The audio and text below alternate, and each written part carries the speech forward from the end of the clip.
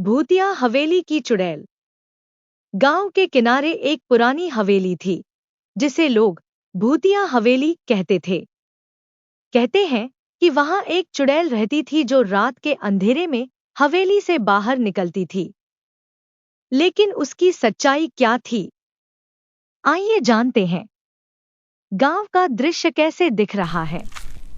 यह एक शांत गांव है जहां बच्चे खेल रहे हैं और बूढ़े पेड़ के नीचे बैठकर बातें कर रहे हैं कि गांव पहले कैसे था, अब क्या हो गया है।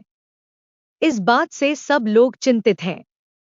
गांव के बाहर भूतिया हवेली है जो थोड़ा दूर है, इसलिए धुंधला सा दृश्य दिख रहा है। यह एक भारतीय गांव का दृश्य जहां बाग बगीचे और चारों तरफ हरियाली ही हरियाली है। एक पेड़ और उसके बगल में एक पुरानी खंडहर हवेली है। उसी जगह कुछ बच्चे खेल रहे हैं और कुछ बच्चे देख रहे हैं। उसके बगल में ही कुछ ग्रामीण महिलाएं पानी भर रही हैं। उसके पास ही कुछ बच्चे आपस में बातचीत कर रहे हैं। बच्चे हवेली की कहानियां सुनाते हुए डरे हुए हैं। एक बच्चा कहता है, मैंने सुना है वहाँ रात को एक चुड़ैल गाती है। दूसरा बच्चा बोलता है, ये सब बात अफवाह है। मैं अंधविश्वास पर भरोसा नहीं करता हूँ।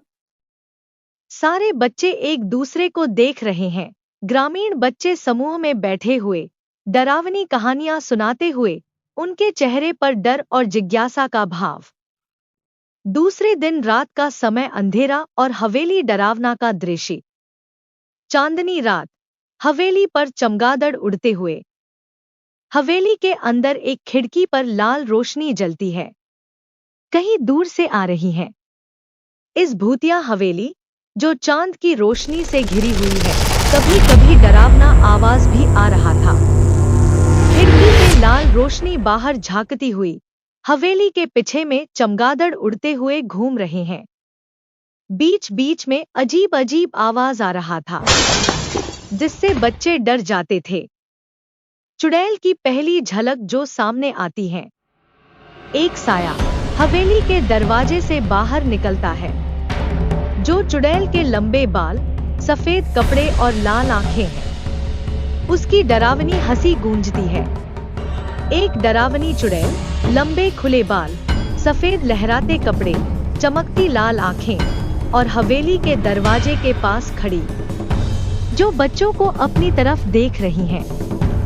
बच्चे उसे देख रहे हैं पर किसी हिम्मत नहीं होता कि वह उससे बात करे। वह आपस घर के तरफ भाग आए। सच का खुलासा दूसरे दिन। गांव के बुजुर्ग आपस में बात करते हैं कि यह चुड़ैल नहीं, बल्कि एक अकेली औरत थी जो किसी जमाने में अपना परिवार बहुत ही अच्छे से चलती थी। उसके एक बेटा था जिसका नाम रोहन था और एक बेटी थी जिसकी नाम रोहनी थी। दोनों एक साथ खेलते थे। उसका पति एक ईमानदार किसान था जो अपने खेत में काम करता और शाम को कम करके घर चला आता था। परिवार में बहुत खुशी रहता था। एक दिन के दुर्घटना में परिवार को खो दिया।